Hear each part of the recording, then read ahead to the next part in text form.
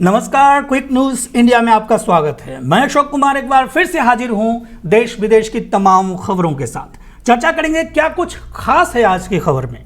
दरअसल चर्चा करेंगे कोरोना वायरस के हालातों पर, साथ ही साथ कोरोना वायरस के मद्देनजर सरकारी ऐलानों पर, शिक्षा जगत में क्या कुछ हलचल है, देश विदेश में क्या कुछ हलचल है, पर्यावरण से जुड़ी हुई खबरों पर भी नजर डालेंगे, साथ ही साथ कमोडिटी बाजार और खेल जगत पर भी नजर डालेंगे। लेकिन इन तमाम बातों से पहले नजर डाल लेते हैं आज की सुर्खियों पर। बंगाल के मुख्य सचिव अल्पन बंदोपाध्याय के ट्रांसफर पर सीएम ममता ने लिखी पीएम को चिट्ठी। देश में आर्थिक मंदी के मंडरा रहे बादल, बेरोजगारी की दर डबल डिजिट पार कांग्रेस। कोरोना वायरस के बीते 24 घंटों में देश में 1.52 लाख से ज्यादा कोविड केस, 3128 लोगों की जानें गई। शेयर बाजार में उतार चढ़ाव, सेंसेक्स 54 अंक की तेजी के साथ खुला। लक्षद्वीप विवाद पर केरल विधानसभा में आज पास होगा प्रस्ताव, सीएम विजयन करेंगे पेश। यूपी में मिशन वैक्सीनेशन होगा तेज, कल से 75 जिलों में 18 साल से ज्यादा लोगों को लगेगा टीका। दिल्ली के ओलंपियन सुशील कुमार को लेकर हरिद्वार जा रही पुलिस, होगी पूछताछ। अर्जेंटीना में बढ़ते कोरोना संकट के मद्देनजर कोपा अमेरिका टूर्नामेंट स्थगित। फ्लाइंग सिख मिल्खा सिंह ने दी कोरोना को मात, अस्पताल से हुए डिस्चार्ज। अमापुर में से बीजेपी विधायक देवेंद्र प्रताप सिंह का कार्डियक अटैक से निधन। डोमिनिका मेहुल चोकसी अस्पताल में भर्ती, कोविड रिपोर्ट आई निगेटिव। जीएसटी मीटिंग के बाद तमिलनाडु गोवा के मंत्रियों में लेटर वॉर, एक दूसरे पर लगाए आरोप। सीबीएसई आईसी की 12वीं की परीक्षा रद्द करने की मांग वाली याचिका पर सुप्रीम कोर्ट में सुनवाई। कोरोना पर मदद, यूक्रेन से 184 ऑक्सीजन कंसंट्रेटर की पहली खेप भारत पहुंची। जम्मू कश्मीर भी आज से अनलॉक होगा, 50% कैपेसिटी के साथ पब्लिक ट्रांसपोर्ट शुरू। जारी होंगे जनवरी मार्च तिमाही के जीडीपी आंकड़े, 1.3% ग्रोथ का है अनुमान। पंजाब कांग्रेस में घमासान, 3 सदस्यीय कमेटी को आज फीडबैक देंगे विधायक। सेना की पूर्वी कमान के नए कमांडर होंगे लेफ्टिनेंट जनरल मनोज पांडे, आज संभालेंगे पद। यूपी के बीजेपी के राष्ट्रीय महासचिव वीएल संतोष आज लखनऊ में होंगे, संगठन में फेरबदल की आहट। सेंट्रल विस्टा प्रोजेक्ट पर रोक लगेगी या नहीं, दिल्ली हाईकोर्ट आज सुनाएगी फैसला। दिल्ली में आज से अनलॉक की तैयारी शुरू, इंडस्ट्रियल एरिया को 2 तरह से मिलेगी रियायत। पश्चिम बंगाल में कम हुई कोरोना की रफ्तार, 2 हफ्ते बाद संक्रमण के सबसे कम 11,284 मामले।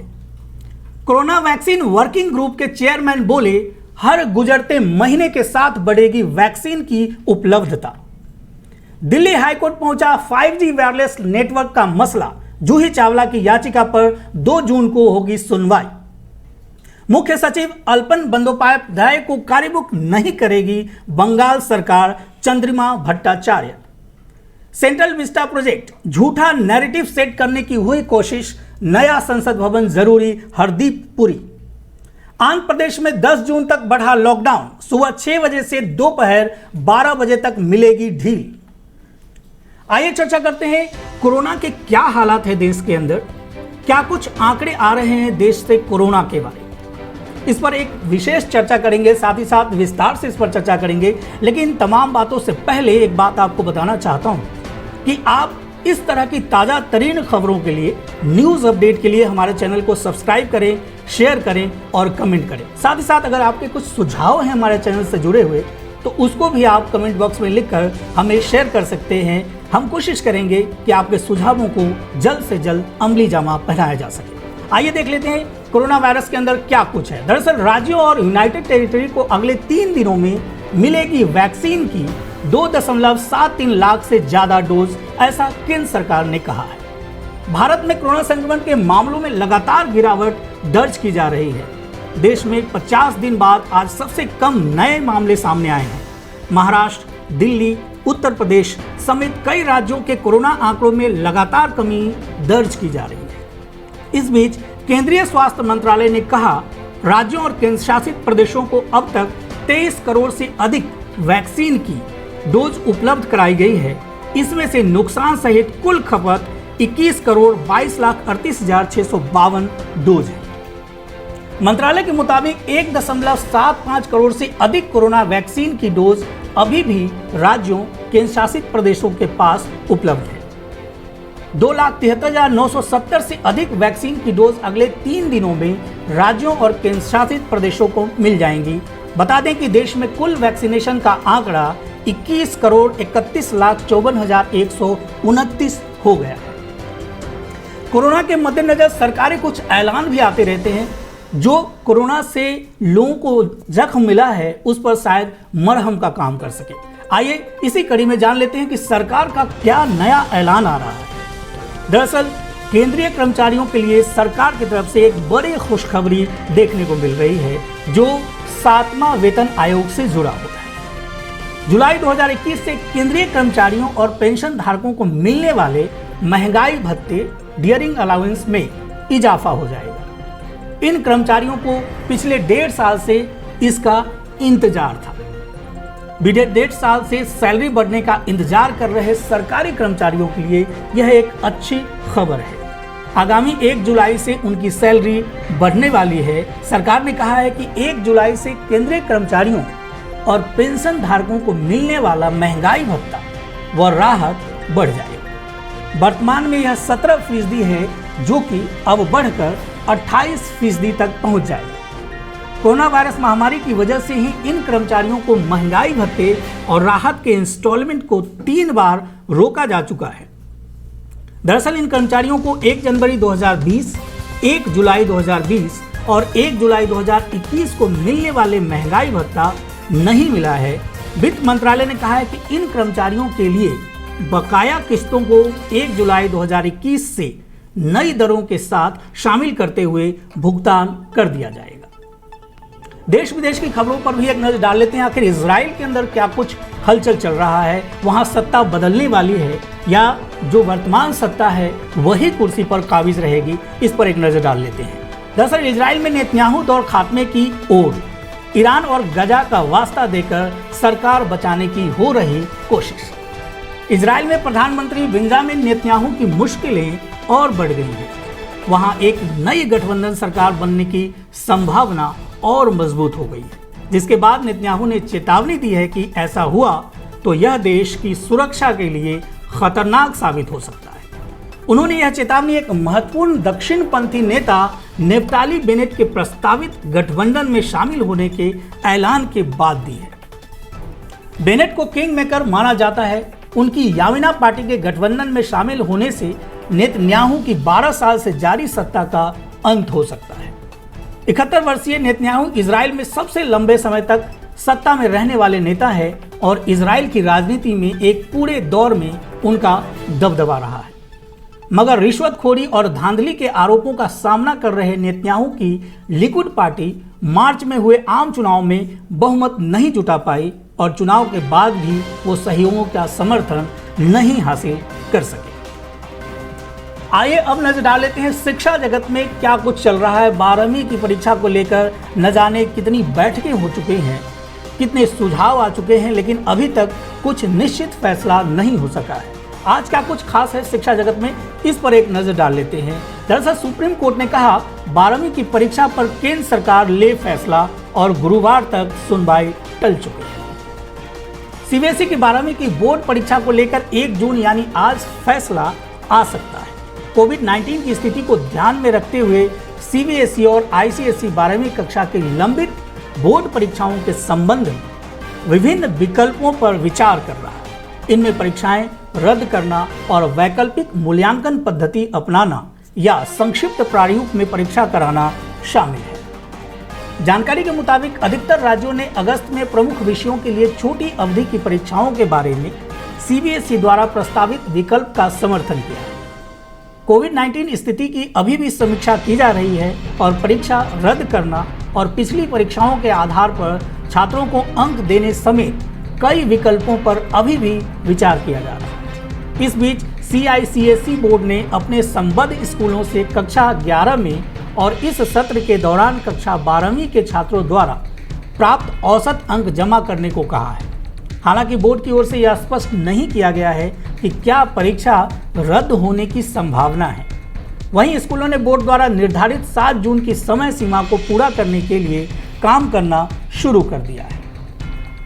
आइए चर्चा करेंगे पर्यावरण जगत पर। क्या कुछ है पर्यावरण के अंदर। दरअसल आने वाले समय में 5 जून को विश्व पर्यावरण दिवस मनाया जाएगा, इसीलिए पर्यावरण की एक छोटी सी रिपोर्ट आपको लेकर आए हैं, जिस पर एक नज़र डालेंगे कि पर्यावरण संरक्षण आखिर इतना ज़रूरी क्यों है, क्यों हमें पर्यावरण की ज़रूरत है। आज देश में कोरोना की जो हालत है, क्या ऐसी हालत आने वाले समय में भी हम देखना चाहते हैं, या पर्यावरण को संरक्षण कर हम मरे हुए निर्दोष लोगों को बचाने की कोशिश करेंगे, या फिर जो लोग आज दम तोड़ रहे हैं आने वाले समय में ऐसा न हो इसको रोकने की कोशिश करेंगे। तो पर्यावरण में क्या कुछ खास है आपके लिए और कितना ज़रूरी है जानना, इस पर एक विस्तृत चर्चा करते हैं। इस पर्यावरण दिवस पर प्रकृति के 5 तत्वों को जानने की ज़रूरत है। आखिर वो प्रकृति के 5 तत्व क्या हैं, इस पर बारी बारी से हम चर्चा करेंगे। सबसे पहला तत्व जो है वो है पृथ्वी तत्व।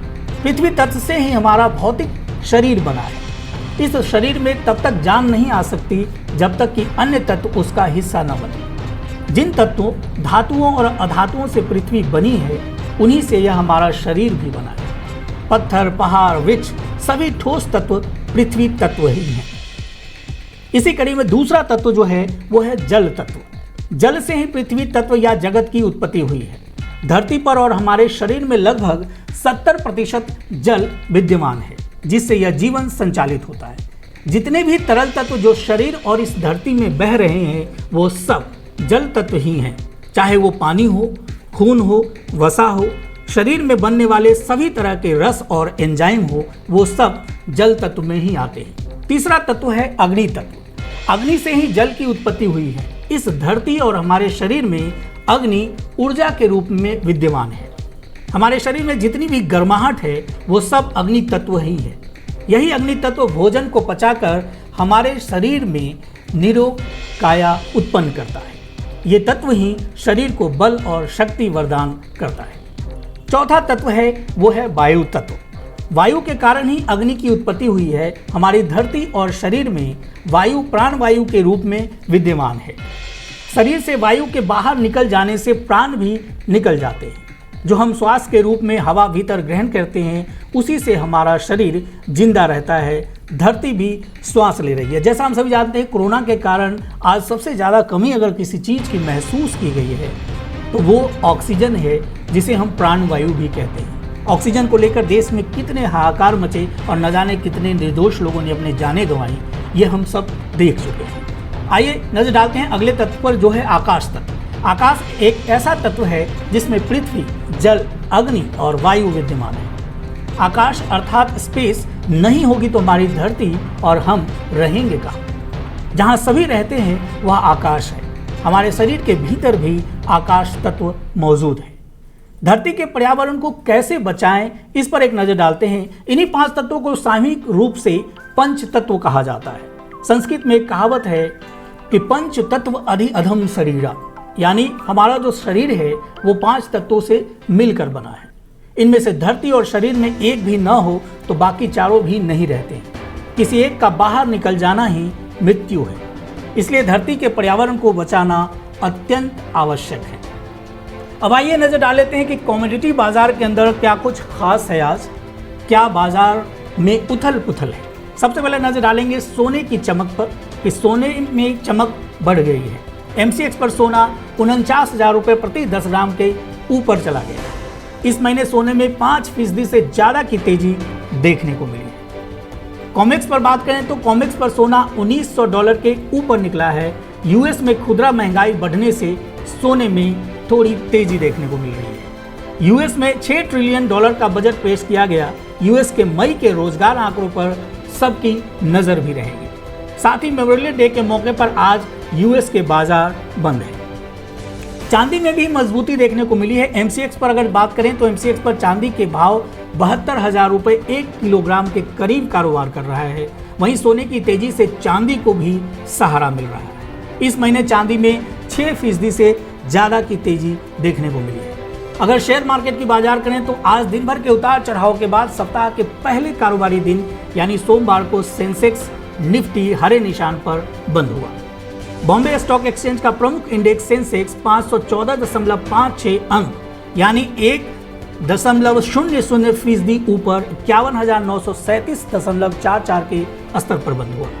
वहीं नेशनल स्टॉक एक्सचेंज का निफ्टी 147.15 अंक यानी 0.95% की तेजी के साथ 15,582.80 के स्तर पर बंद हुआ। यह निफ्टी के बंद होने का सबसे उच्चतम स्तर है। अंत में नजर डालते हैं खेल जगत में क्या कुछ खास है। पहलवान सागर हत्याकांड में फंसे ओलंपिक पदक विजेता सुशील कुमार पर बड़े एक्शन की तैयारी चल रही है। दरअसल दिल्ली पुलिस सुशील कुमार पर मकोका लगा सकती है। बताया जा रहा है कि पुलिस सुशील कुमार पर मकोका के तहत कार्रवाई करने की तैयारी में है। मकोका की कार्रवाई संगठित अपराध करने वालों पर होती है। मकोका लगने के बाद सुशील कुमार को आसानी से जमानत नहीं मिल सकेगी। मकोका कानून इतना सख्त है कि इसके लगने के बाद सुशील कुमार को आसानी से जमानत नहीं मिलेगी। साथ ही साथ मकोका के बाद उम्र कैद तक की सजा का प्रावधान भी है। दिल्ली पुलिस की स्पेशल सेल ने राजधानी के टॉप गैंगस्टर में शुमार काला जठेरी व नीरज बवाना के रिश्तों को लेकर सुशील कुमार की कुंडली खंगालना शुरू कर दिया। आरोप है कि सुशील इन दोनों गैंगस्टर को लोगों की हैसियत और उनके कामकाज की जानकारी देता था। अगर पुलिस की माने तो सुशील कुमार की भूमिका पूर्व एमएलए रामवीर शौकीन की तरह थी, जो पर्दे के पीछे रहकर अपने गैंगस्टर भांजे नीरज बवाना के लिए काम कर रहा था। रामवीर शौकीन भी अभी जेल में बंद है।